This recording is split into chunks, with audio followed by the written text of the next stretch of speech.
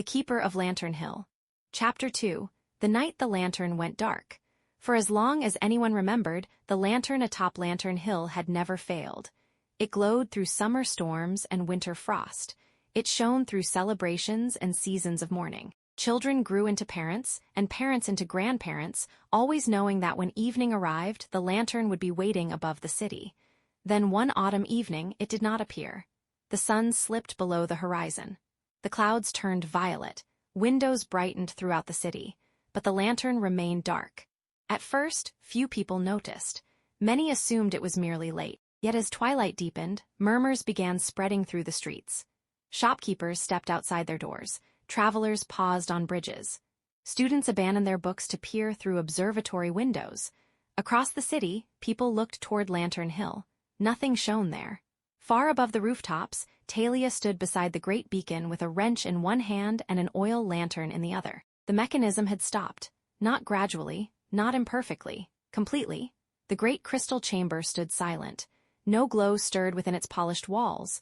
No familiar hum vibrated through the brass framework. The lantern was asleep. Talia had spent the entire afternoon searching for the cause. She inspected every gear, every lens, every winding mechanism. Everything appeared intact, yet the light refused to awaken. As darkness settled across the city, she lowered herself onto a wooden stool and sighed. For the first time in many years, she did not know what to do. The city below seemed different without the beacon, not frightening, just quieter, as though something familiar had stepped out of the room. A knock sounded at the maintenance door. Talia frowned. Almost no one visited the lantern. She opened the door to find a small crowd waiting outside. A young courier stood at the front. Behind him stood a gardener, an astronomer, 2 students, a baker, and an elderly woman carrying knitting needles. The courier shifted awkwardly. "We heard the lantern was dark." Talia nodded. "It is." The students looked worried. "Can we help?" The question surprised her. For many years she had climbed the hill alone, maintained the lantern alone, solved every problem alone. She almost answered no. Instead, she hesitated. Then she said yes. The astronomer spent the evening reviewing old maintenance journals. The students searched archives stored beneath the beacon. The baker delivered food. The gardener cleaned years of dust from ventilation channels. The elderly knitter sat quietly near the mechanism and shared stories of earlier keepers whose names had nearly been forgotten. Hours passed. The lantern remained dark, yet the hill no longer felt lonely.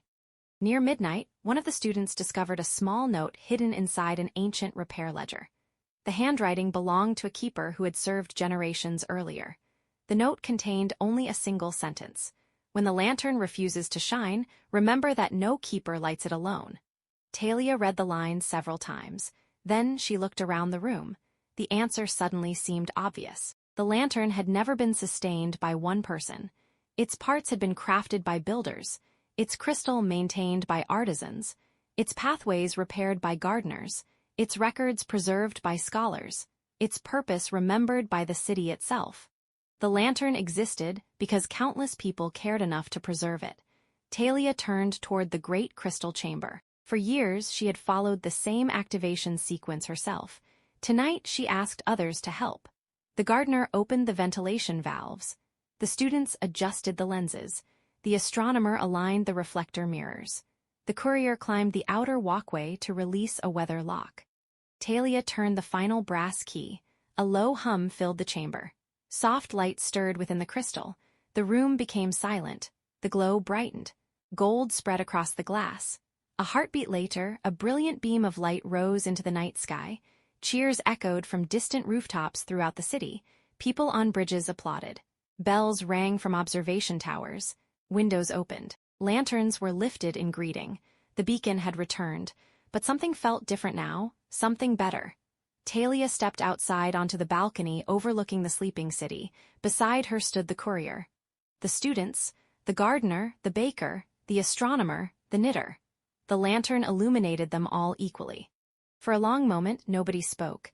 They simply watched the light. Finally, the elderly knitter smiled. "I think people believe the lantern guides travelers." Talia nodded. "They do." The woman looked toward the city below. "Perhaps," she paused, "or perhaps it reminds people they belong to one another." The light shone across rooftops, gardens, towers, and winding streets. Below, thousands of people returned to their homes. Above, the lantern burned steadily once more, not because one keeper had protected it, but because many hands had chosen to care. And high above the clouds, the small light continued its quiet work, night after night, season after season. A beacon not only of guidance, but of community. The end.